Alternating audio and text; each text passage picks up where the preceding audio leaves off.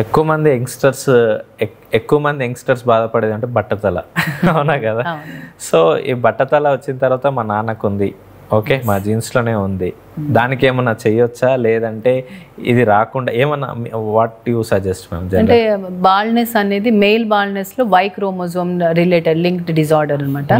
So why chromosome కాబట్టి అందరు మెయిల్సే effect అవుతుంటారు.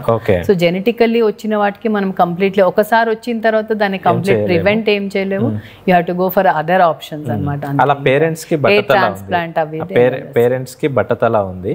సో వాళ్ళు ఈ జీన్స్ టెస్ట్లలో ఒకవేళ పిల్లలకి రాకుండా ఉండాలంటే ముందే జీన్స్ టెస్ట్ చేసుకుంటే ఏమన్నా ఛాన్సెస్ తెలుస్తాయా? అంతే తెలుస్తుంది, అంతేగాని యూ కెనాట్ ప్రివెంట్.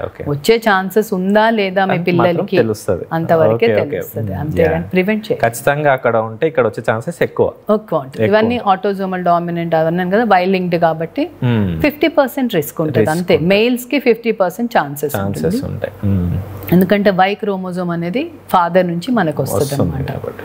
అందుకోసం